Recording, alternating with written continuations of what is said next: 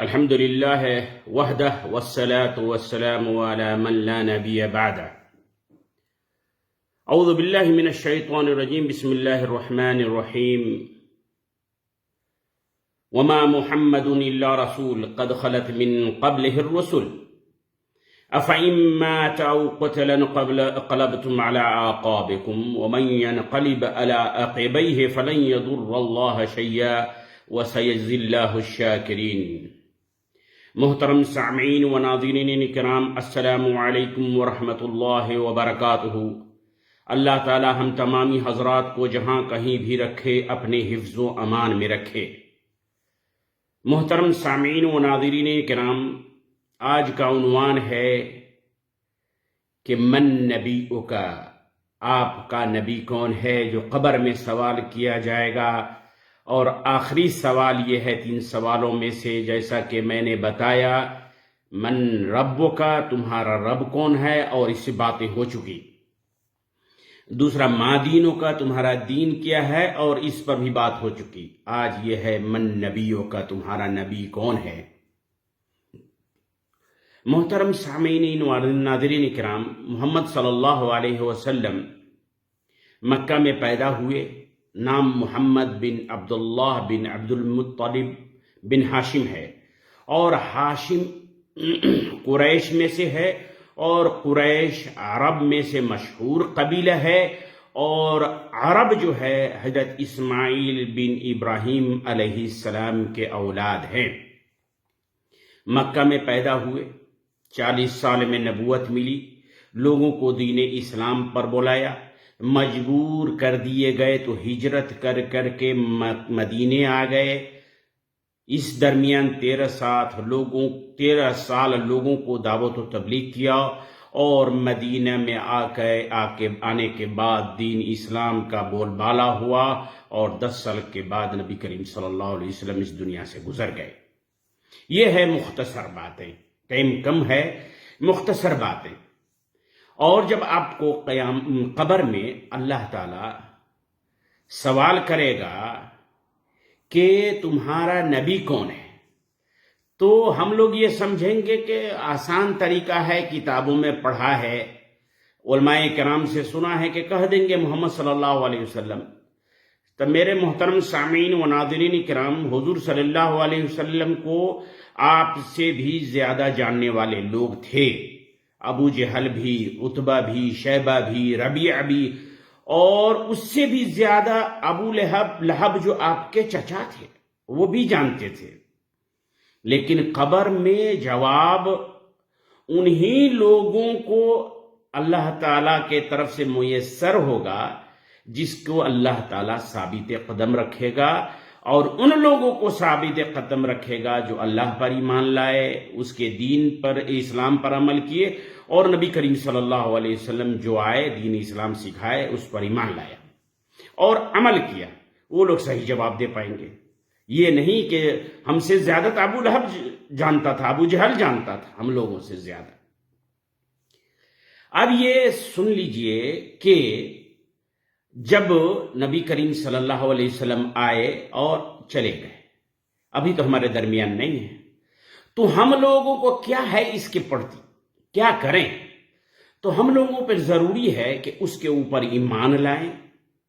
ایمان لانے کا مطلب آخری نبی ہیں، رحمت للعالمین ہیں، ان پر قرآن نازل ہوا، اور وہ جو باتیں ہم لوگوں کو بتلائے اس پر عمل کرنا ہے۔ یہ ہے ایمان لانے کا مطلب، یہ ہے محبت کرنے کا مطلب۔ لیکن جب نبی کریم صلی اللہ علیہ وسلم دین اسلام لے کے آئے تو لوگوں کو واضح طور پہ بیان کر دیا، لیکن شاید کہاں کمی رہ گئی ہم لوگوں میں، جو ہم لوگ شاید اس کے رسالت کو سمجھ نہیں سکے، اور مختلف طریقے سے اس کے بات کو لینے لگے۔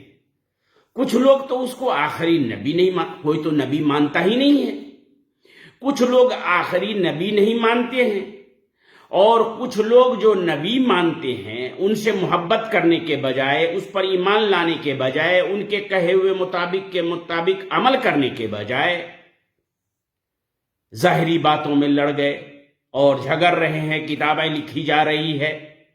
مثلا کوئی غیب دان کھیلنے لگا کہ غیب کی بات جانتے تھے، کوئی بشر پہ، نور پہ کھیلنے لگے، کوئی کیا کھیلنے لگے، کوئی کیا کرنے لگے۔ نبی کے بھیجنے کا مقصد اللہ تعالیٰ کا یہ تھا کہ لوگ غلط کام کو چھوڑ کر کے اچھے کام کریں اور لوگوں پر ظلم نہ کریں اور اپنے آپ کو ایک اچھا انسان بنائیں۔ اسی لیے ہمارا اسلام مذہب آیا۔ ہم اب کچھ روشنی ڈالیں گے، لیکن ہم ایک بات اور بتا دیتے ہیں کہ ہماری اتنی بساط نہیں اس ناچیز کی کہ حضور صلی اللہ علیہ وسلم کے بارے میں کچھ کہہ سکوں، بلکہ یہ ہمارے لیے فخر ہے کہ کچھ باتیں ان کے بارے میں بتا سکوں، کیونکہ نبی کریم صلی اللہ علیہ وسلم کا مرتبہ بلند اللہ ہی نے کیا ہے، اور ان کے بارے میں ان کے ہنستے کیسے تھے، دکھنے میں کیسے تھے، چلنے میں کیسے تھے، کیسے تواضع انکساری تھا، جسم کیسا تھا، کیسے بولتے تھے، کیسے استقبال کرتے تھے، کیسے کھاتے تھے، کس میدان میں کیا تھے۔ قائد تو جنرل تھے، باپ تھے تو باپ تھے، شوہر تھے تو شوہر تھے، دوست تھے تو دوست تھے، ساتھی تھے تو ساتھی تھے۔ ہر ناحیت میں بہت بڑی بڑی لمبی چوڑی کتابیں لکھی گئی ہیں۔ ہماری اوقات نہیں کہ ان کے بارے میں کچھ بتا سکوں، لیکن اتنی بات ضرور ہے کہ کہوں گا کہ نبی کریم صلی اللہ علیہ وسلم ایک عام انسان تھے۔ مکے میں یتیم تھے، پیدا ہوئے، باپ نہیں تھا، بکری چرایا، تجارت کیا، عام معاشرے میں جو کام ہوتا ہے مسجد حرام بنانے کا اس میں شامل ہوئے، لیکن نبوت ملنے سے پہلے بھی لوگ اس کو صادق الامین کہتے تھے، جیسا کہ حجر اسود لگانے میں ہوا کہ لوگ جھگڑ لیے، خاندانی لوگ تھے، خاندان کے اوپر فخر کرتے تھے، نسب کے اوپر فخر کرتے تھے کہ ہم لگائیں گے حجر اسود تک، کہا کہ ابھی جو اس دروازے سے جو آئے گا وہ جو فیصلہ کرے گا تو ہم لوگ مان لیں گے، اور اللہ کا کرنا ہی ہوا کہ نبی کریم صلی اللہ علیہ وسلم آئے۔ لوگوں نے کہا یہ تو صادق الامین ہے، یہ تو سچا آدمی ہے، اور نبی کریم صلی اللہ علیہ وسلم نے اس معاملہ کو بالکل صحیح طریقے سے، تو نبی ہونے سے پہلے بھی نبی کریم صلی اللہ علیہ وسلم کا کریکٹر بہت ہی اچھا تھا۔ اور نبی کریم صلی اللہ علیہ وسلم کے نبی بنانے کے بعد اس کے ماننے والے اتنے زیادہ اس سے محبت کرنے لگے اور ابھی تک محبت کرتے ہیں کہ دیکھنے والا ان لوگوں کے محبت کی مقدار اور زیادتی کو دیکھ کر کے جلنے لگے کہ یہ کیسے نبی ہیں جس سے لوگ اتنی محبت کرتے ہیں۔ محبت دیکھ کر کے جلنے لگے لوگ، اور رہتی دنیا تک انشاءاللہ محمد صلی اللہ علیہ وسلم سے لوگ محبت کریں گے، ان کے لائی ہوئی باتوں کو مانیں گے اور اس پر عمل کریں گے، اور یہی مقصد ہی تھا ہمارے نبی کریم صلی اللہ علیہ وسلم کا۔ آج دیکھ لیجئے دنیا میں سب سے زیادہ نام پکارا جاتا ہے تو محمد صلی اللہ علیہ وسلم کا۔ اذان میں اللہ نے اپنے نام کے ساتھ محمد کا نام رکھا کہ اقرار کرو کہ محمد صلی اللہ علیہ وسلم آخری نبی ہیں، اور جہاں کہیں بھی محمد صلی اللہ علیہ وسلم کا نام آتا ہے تو سب آدمی کہتے ہیں صلی اللہ علیہ وسلم سب سے بڑا بخیل ہے، اس پہ درود بھیجتے ہیں، اور کہا گیا کہ سب سے بڑا بخیل وہ ہے جو میرا نام آئے اور میرے اوپر درود نہ بھیجے، اس لیے سب آدمی کہیے صلی اللہ علیہ وسلم۔ جب مدینے میں نبی بنائے گئے لوگ گمراہ تھے، مشرک تھے، بات بات پر لڑ جھگڑ لیتے تھے، نسب، خاندان، رتبہ کا بہت بڑا بول بالا تھا کہ میں اس خاندان کا ہوں، میں اس خاندان کا ہوں۔ نبی کریم صلی اللہ علیہ وسلم آئے انسان کو انسان بنانے کے لیے، اس نسلی امتیاز کو ختم کرنے کے لیے، اور انہوں نے ختم بھی کیا۔ انسان پر محنت کی، انسان مرد ہو یا عورت ہو، بچے ہو یا بوڑھے ہو، ایک انسان کو انسان بنایا، اور فرمایا کہ اسلام میں نسل کا، ذات برادری کا، خاندان کا کوئی اہمیت نہیں ہے۔ اہمیت ہے تقوی کا، ان اکرمکم عند اللہ اتقاکم، یہ معیار ہے انسان کے اچھے اور برے ہونے کا۔ اور اسی کا نتیجہ ہوا کہ ایک کالا کلوٹا بلال بن رباح، جس کے دادا کا نام تاریخ میں کسی کو پتا نہیں ہے، وہ جب ان سے قریب ہوئے تو وہ بہتر ہو گئے اور اعلیٰ مقام کو پا لیے۔ اور نبی کریم صلی اللہ علیہ وسلم کے چچا ابو لہب اسی لیے کہتے ہیں کہ ان کے چہرہ لال روشن خوبصورت بہت زیادہ تھے اور خون چہرے سے ٹپکتا تھا، لہب اسی لیے کہتے ہیں لیکن وہ جب اس پر ایمان نہیں لائے تو قریش میں ہوتے ہوئے بھی، چچا ہوتے ہوئے بھی لعن تان کے آیت ان پر نازل کیا اور قیامت تک لوگ پڑھے گا۔ نبی کریم صلی اللہ علیہ وسلم کا انسان کو نسلی امتیاز، خاندانی امتیاز، عرب میں پہلے کہتے تم کس کے بیٹے ہو، تمہارا باپ، اور ہمارے سماج میں بھی کہا جاتا ہے میں فلاں کا بیٹا ہوں، میرے خاندان میں ایسی حیثیت ہے۔ میرے محترم سامعین و ناظرین کرام، اسلام کا مقصد تھا کہ اگر کوئی بہتر انسان ہے تو اپنے عمل کے بدولت، نیک عمل کے بدولت، کام کے بدولت، اور قرآن نے بھی کہا ان اکرمکم عند اللہ اتقاکم۔ ابھی دنیا 3 چیزوں کا چیلنج کر رہا ہے جس کا حل نہیں ہے سوائے اسلام میں۔ سب سے پہلے عنصریہ میں کہتے ہیں کالے گورے، خاندان، بڑے خاندان، چھوٹا خاندان، نسلی امتیاز، اس کا اسلام میں کوئی حل نہیں۔ کچھ دن ایک بڑے ملک میں اس کے لیے بہت بڑا جھگڑا ہوا، اور ابھی بھی چھوٹے جات پر بڑے جات کا ظلم کرتے ہیں لوگ۔ گورے اپنے آپ کو کالے سے بہتر سمجھتے ہیں، جیسا کہ ابھی دنیا میں آپ دیکھ لیں گے، کوئی اپنے خاندان پر فخر کرتا ہے، آپ دیکھ لیں گے۔ اس کا حل اسلام میں ہے۔ اسلام نے کہا کہ کسی گورے کو کسی کالے پر فوقیت نہیں ہے، فوقیت ہے عمل، تقوی، انسان کیسا ہے۔ دوسرا ہے خاندانی جھگڑا فساد۔ خاندانی جھگڑا فساد دنیا میں دیکھ لیجئے، جہاں کہیں بھی بادشاہ کے گھر سے لے کر کے ادنا فقیر کے گھر تک خاندانی جھگڑا ہے، اور اس کا حل بھی اسلام میں ہے۔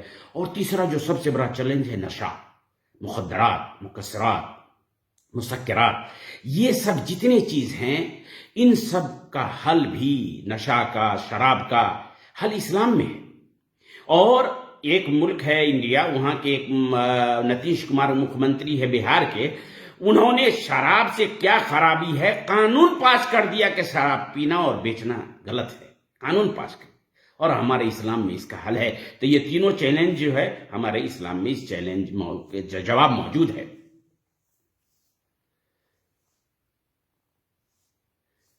جب نبی کریم صلی اللہ علیہ وسلم آئے اور دین اسلام لوگوں کو سکھانے لگے تو ایک قائد بن گئے، ایک راہبر بن گئے، ایک نیتا بن گئے، ایک ہیرو بن گئے لوگوں کے درمیان۔ اور ابھی اپنے لوگوں کے درمیان ہم لوگوں کا جو نیتا ہے، ہم لوگوں کا جو ہیرو ہے، جس کو ہم لوگوں نیتا مانتے ہیں، ہیرو مانتے ہیں، قائد مانتے ہیں، آپ ان کے جتنے قریب جائیں گے ان کے بارے میں اصلیت پتہ چلتا جائے گا، حقیقت پتہ چل جائے گا۔ باہر سے لوگ دیکھنے میں کہتے ہیں کہ بہت اچھے قائد ہیں، بہت اچھے نیتا ہیں، اور وہ نیتا بھی اپنے بارے میں کتابیں لکھواتا ہے، تعریف کرواتا ہے، میڈیا کو پیسہ دے کر کے اپنے بارے میں بڑھا چڑھا کر کے پیش کرتا ہے۔ لیکن جب آپ قریب جائیں گے تو آپ کو اس کا پتہ چل جائے گا۔ اور ہمارے نبی کریم اور یہ نیتا جو ہیں ہم لوگوں کا تجارت بھی کرتے ہیں، چاہے مسجد، مدرسہ، اسکول، کالج، سماج، سوسائٹی، NGOs، خیریہ کام کرنے والا کوئی بھی ادارہ یا ملک، ہم عام لوگوں کا تجارت کرتا ہے۔ لیکن میرے محترم سامعین و ناظرین کرام، ہمارے نبی کریم صلی اللہ علیہ وسلم ایک ایسے قائد تھے کہ کچھ مثالیں ہم بتاتے ہیں۔ لوگ کہنے لگے کہ نبی کریم صلی اللہ علیہ وسلم ہمارے جیسے اللہ نے بھیجا ہے تو ہمارے جیسے کیسے؟ نبی کریم صلی اللہ علیہ وسلم کو اگر قائد ہوتے، دنیاوی قائد، کہتے لوگ تعریف کر رہے ہیں تو چلے کرنے دو، لیکن نبی کریم صلی اللہ علیہ وسلم نے فرمایا قل انما انا بشر مثلکم، میں تمہارے ہی جیسا ایک انسان ہوں، بشر ہوں۔ فرق یہ ہے کہ اللہ کی طرف سے ہمارے اوپر وہی نازل ہوتا ہے۔ منع کیا لوگوں کو.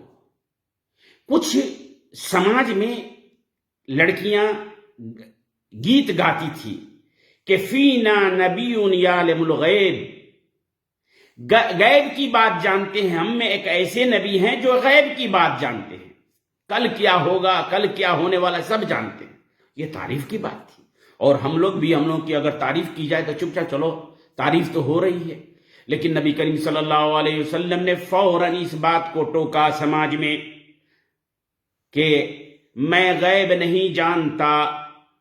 اگر میں غیب جانتا وَلَوْ كُنْتُ عَالَمُ الْغَيْبَ لَاسْتَكْثَرْتُ مِنَ الْخَيْرِ وَمَا مَسَّنِيَ السُّوءُ.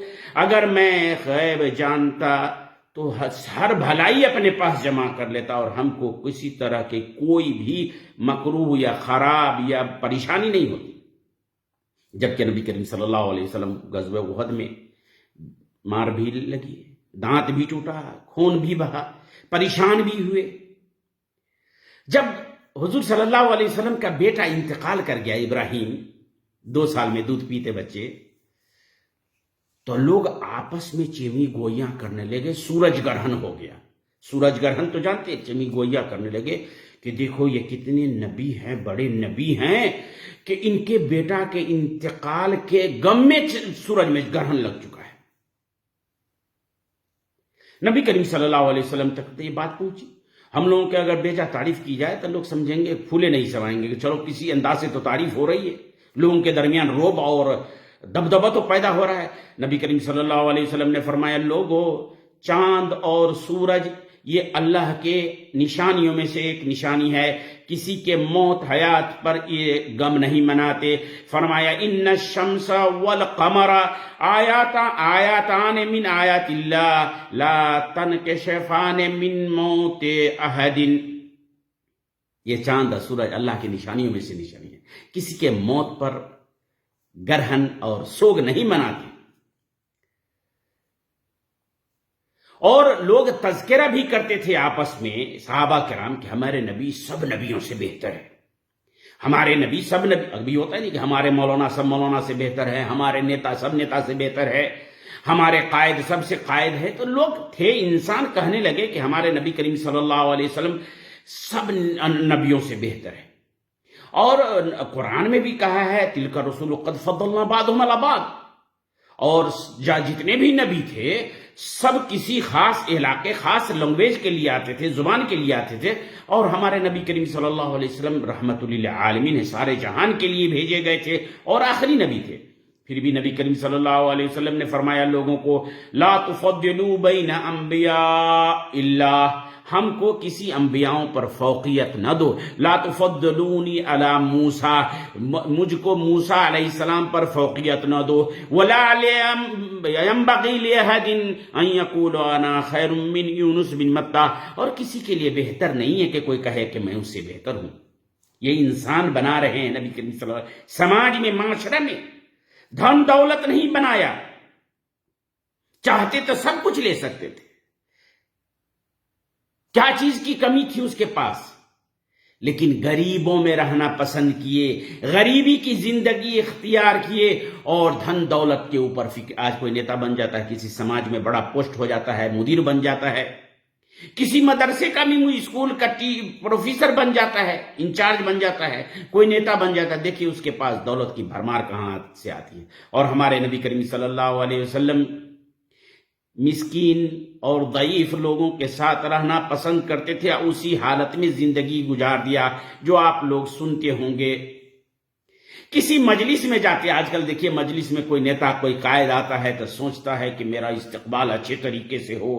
اگر کوئی تھوڑا گڑبڑ کرتا ہے تو اٹھ کے چلے جاتے ہیں، ناراضگی کا اظہار کرتے ہیں. نبی کریم صلی اللہ علیہ وسلم کسی مجلس میں جاتے اور کوئی استقبال کے لیے کھڑا ہو جاتا تھا، منع فرماتے کہ نہیں، میرے استقبال میں کھڑا نہیں ہو. یا کوئی بڑی چھوٹی آپ دیکھیں گے کہ نبی کریم صلی اللہ علیہ وسلم صرف 23 سال موقع ملا، 13 سال مکہ میں اور 10 سال مدینے میں. عیسیٰ علیہ السلام کے بارے میں کہا جاتا ہے کہ وہ مردہ کو زندہ کہتے ہیں. 23 سال میں نبی کریم صلی اللہ علیہ وسلم نے ایک امت کو زندہ کیا. آج کل ہم لوگ کہتے ہیں کہ 23 سال زندگی گزر جاتی ہے، کچھ نہیں کر پائے، بہت کام کرنا باقی رہ گیا. اور ہم لوگ دیکھتے بھی ہیں کہ سہائے ہم لوگ عالم علماء ہیں تو زندگی بھر میں سہائے سٹہ نہیں پڑھ سکتے ہیں، تفسیر کی کتابیں نہیں پڑھ سکتے ہیں، کوئی مکمل کام نہیں کر سکتے ہیں. ہر آدمی کہتا ہے کہ میرا بیٹا سدھر نہیں رہا ہے، میری بات نہیں مان رہا ہے. زندگی گزر جاتی ہے، کوئی کام نہیں کر پاتے ہیں. لیکن نبی کریم صلی اللہ علیہ وسلم صرف 23 سال میں پورے دنیا کو انسانیت کا درس دیا، انسانیت کا پیغام دیا. اور جو لوگ جتنے نزدیک آتے گئے اتنا اعلیٰ مرتبہ اور مقام بنتا گیا. جو لوگ نزدیک آئے، حضرت ابو بکر نزدیک آنے سے صدیق بن گئے، عمر فاروق بن گئے، عثمان ذوالنورین بن گئے، علی بن طالب بن گئے. آپ کسی کے پاس نزدیک جاتے ہیں تو سب سے بڑا آپ کا عیب اور خوبی جاننے والا سب سے بہتر آپ کی بیوی ہوتی ہے. کسی میاں بیوی میں اگر طلاق کا مسئلہ ہے تو دیکھیے شوہر بیوی کے بارے میں یا بیوی شوہر کے بارے میں کتنی برائیاں کرتے ہیں. لیکن نبی کریم صلی اللہ علیہ وسلم کی بیوی سودا بن زمعہ رضی اللہ تعالی عنہا جب بوڑھی ہو گئی اور نبی کریم صلی اللہ علیہ وسلم نے اس کو چھوڑنا چاہا تو کہتی ہے کہ اللہ کے رسول، میں اپنی باری لگا ہوا تھا، مختلف بیویاں تھیں، میں اپنی باری حضرت عائشہ کو دیتی ہوں، لیکن آپ ہم کو اپنے زوجیت میں رہنے دیجیے تاکہ میرا حشر قیامت کے دن ہو تو آپ کے بیویوں کے زمرے میں ہو، جماعت میں ہو. بیوی کے طرف سے بھی کوئی شکایت نہیں، کسی کے طرف، ساتھیوں کے طرف سے، بیویوں کے طرف سے، سماج کے طرف سے کبھی ایک ایسی شکایت نہیں ملی اور انسان بنایا. اور 23 سال میں پورے نبوت کو لوگوں کے سامنے پیش کر دیا اور ڈکلیئر ڈنکا کے چوٹ پہ حجۃ الوداع میں کہا الیوم اکملت لکم دینکم واتممت علیکم نعمتی ورضیت لکم الاسلام دینا. پورا دین مکمل کر دیا. ہم لوگ زندگی بھر کام کرتے ہیں، کوئی کام پورا نہیں ہوتا. اور ہم لوگ محمد صلی اللہ علیہ وسلم کو محمد صلی اللہ علیہ وسلم اقرار کریں جو کہ آخری نبی ہیں اور ان کے بتائے ہوئے پر چلیں. عالم الغیب، غیب دان نہ کھیلیں، بشر اور نور کے چکر میں نہ پڑیں، ایک دوسرے کو برا بھلا نہ کہیں. اور سب سے آخری بات جو میں کہنا چاہتا ہوں وہ سن لیجئے. دنیا چکت ہے اور اس کا مثال آج تک کوئی نہیں پیش کر سکا. 13 سال مکہ میں حضور صلی اللہ علیہ وسلم نبوت ملنے کے بعد کتنی پریشان لوگ کیا، برا بھلا کہا، گالی دی، بائیکاٹ کیا، آگ پانی بار دیا، سماجی بائیکاٹ کیا، مارنے کے در پہ ہو گئے، جھوٹا کہا، گالی دیا، اتنے پریشان کیے کہ مجبور ہو کر کے ہجرت کر کے مدینہ چلے آئے. اور مدینہ میں آنے کے بعد بھی لوگوں نے چھوڑا نہیں، گاہے بگاہے لشکر لے کر کے آتے رہے مارنے کے لیے. لیکن نبی کریم صلی اللہ علیہ وسلم 23 سال کے بعد صحابہ کرام کے ساتھ جب مکہ فتح کرتے ہیں، یہی وہ مکہ ہے جہاں پر حضور کو ستایا گیا، جھوٹا کہا گیا، گالی دی گئی، مارا گیا، پیٹا گیا اور گاؤں سے نکال دیا گیا. لیکن جب اب آپ سوچ لیجئے اگر آپ پر کسی کی فوقیت ہوتی ہے، عدالت میں آپ کیس جیت جاتے ہیں، اگلا آپ سے کمزور ہو جاتا ہے تو آپ اپنا موقف سوچ لیجئے. اور ہمارے نبی کریم صلی اللہ علیہ وسلم جب فتح مکہ کر کے اسی گاؤں میں پہنچتے ہیں جہاں سے نکالے گئے تھے، لوگوں نے برا بھلا کہا تھا، مارا تھا، پیٹا تھا، وہاں جب پہنچتے ہیں جانتے ہیں کیا کیے لوگ؟ صحابہ کرام جو ساتھ میں تھے مارنے کاٹنے کے لیے تیار تھے اور کہتے بھی تھے الیوم یوم الملحمہ، آج تو کاٹنے کا دن ہے. نبی کریم صلی اللہ علیہ وسلم نے فرمایا الیوم یوم الملحمہ نہیں ہے، کاٹنے کا دن نہیں ہے، الیوم یوم المرحمہ، آج کا دن معافی کا دن ہے. آج ہم لوگ کے سماج میں کسی نہ کسی کو دقت رہتی ہے. کتنے لوگ ہیں جو معاف کرنے کا جذبہ رکھتے ہیں. ہمارے نبی کریم صلی اللہ علیہ وسلم کی اس معافی کو لوگوں سے پوچھا، مکے والوں سے بولا کر کے، کیا سوچتے ہو تم کہ آج تمہارے ساتھ کیا سلوک کیا جائے؟ کہا آپ بھی اچھے ہیں اور اچھے پریوار سے ہیں اور اچھے کی امید ہے. کہا اللہ کوئی بھی کیس نہیں چلا، کوئی بھی مقدمہ نہیں چلا. کہا جاؤ معاف کر دیتا ہوں. نبی کریم صلی اللہ علیہ وسلم کے آنے کا مقصد تھا لوگوں کو ظلمت تاریکی سے روشنی میں لانے کے لیے، یعنی اچھے کام کرنے کے لیے۔